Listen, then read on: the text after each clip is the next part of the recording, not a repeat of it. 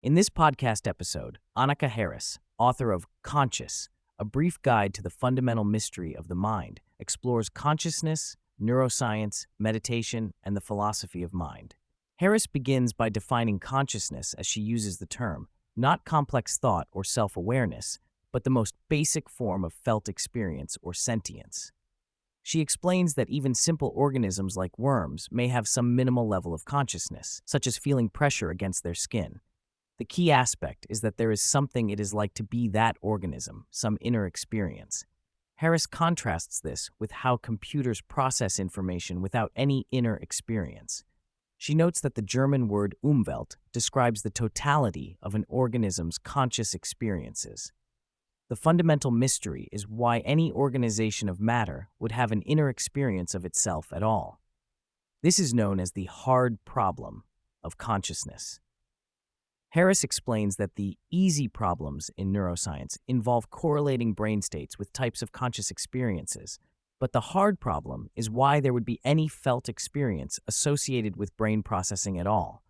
She notes that science studies everything from the outside, but consciousness is inherently a first-person, subjective phenomenon that can't be directly observed externally. This leads to two key questions Harris explores.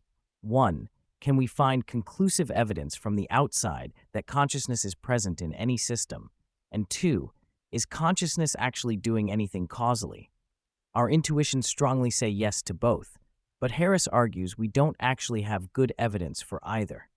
She gives the example of locked-in syndrome patients who appear unconscious but have full inner awareness, showing the difficulty of detecting consciousness from the outside. Harris discusses how our brains construct our experience of reality in ways that can be misleading. For instance, our conscious experience of events actually lags behind when they occur, as the brain takes time to process and bind together sensory information. She cites neuroscientist David Eagleman's work, showing we live slightly in the past. Harris gives examples like how in tennis, we experience hitting the ball, feeling the impact, and hearing the sound as simultaneous when they actually reach our brains at different times. The brain creates a coherent experience for us.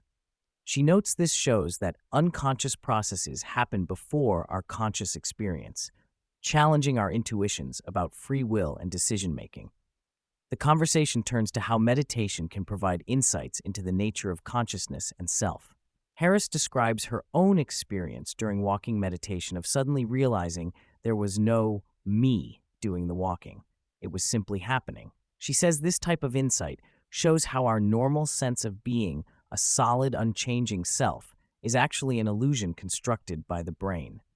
Harris explains that most psychological suffering comes from a sense of separation and feeling like a separate self. Meditation and other practices can reveal the more interconnected nature of reality. She notes that even without a visual representation, we can come to viscerally feel our deep connection to our environment and other beings. Harris discusses recent research on complex plant behaviors and decision-making, such as how parasitic vines can detect the shape and type of potential host plants using light waves. She notes that while plants don't have brains, they exhibit behaviors analogous to what we consider evidence of consciousness in animals. This raises questions about where to draw the line for consciousness in nature. The conversation explores how consciousness could potentially be more widespread than we assume, given our limited ability to detect it from the outside.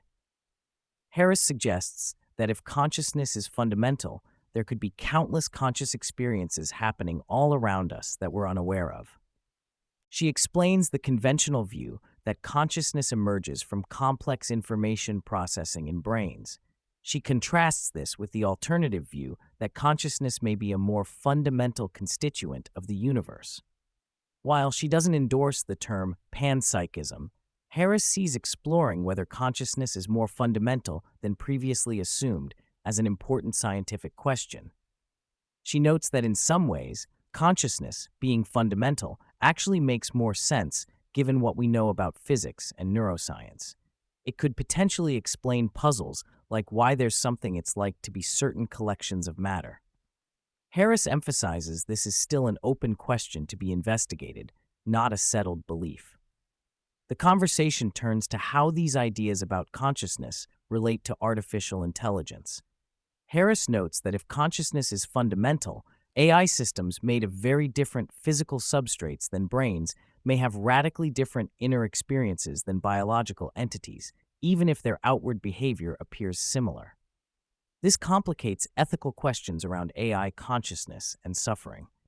She emphasizes that behavior alone may not be a reliable guide for inferring consciousness, which will make navigating the development of human-like AI challenging.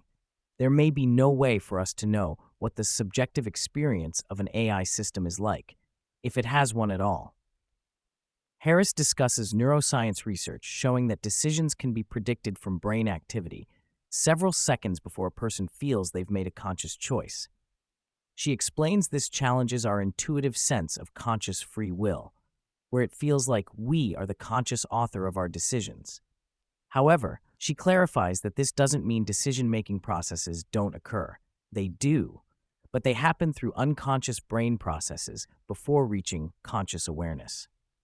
She suggests viewing the brain more like a river that keeps flowing, rather than a separate self making decisions from outside the physical world.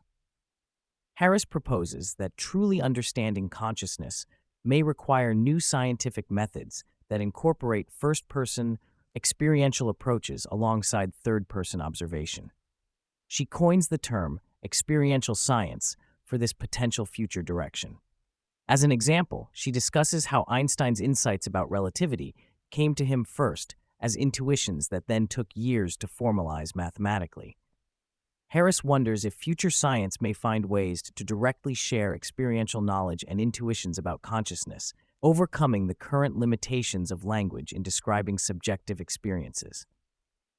Harris shares how she's been drawn to these topics since childhood, partly due to experiences with severe migraines that led her to closely investigate her inner experiences of pain. She describes how meditation has been a powerful tool for her in exploring consciousness firsthand.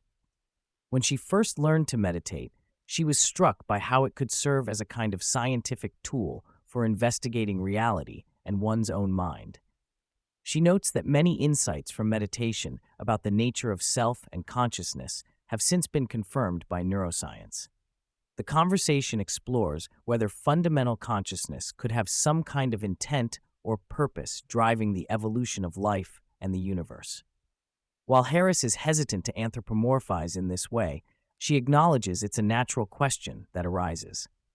She discusses how if consciousness is fundamental, it raises questions about why it has the particular structure it does. She wonders about the relationship between consciousness and time, whether time is part of the fundamental nature of reality or emerges from it. These deep questions connect to issues of meaning, purpose, and the nature of suffering in the universe. Harris reflects on how the possibility of consciousness being fundamental actually initially horrified her, as it implied the potential for suffering could be vastly more widespread than previously thought. She hopes that time may be fundamental, as that at least implies an end to suffering, rather than it existing eternally. Harris emphasizes that recognizing the illusory nature of the separate self and free will doesn't mean one should try to constantly keep this in mind.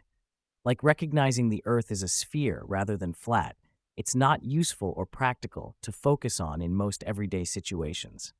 However, she notes that understanding these deeper truths about the nature of self and will can be very useful for engineering, science, spiritual reflection, and gaining perspective on one's place in the universe. She encourages finding a balance, not driving oneself crazy trying to constantly see through the illusion, but being able to access that understanding when it's beneficial.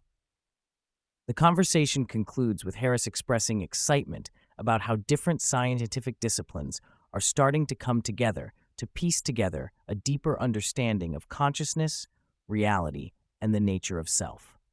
She sees great potential in combining insights from neuroscience, physics, philosophy, and contemplative traditions to make progress on these fundamental questions about the nature of mind and universe.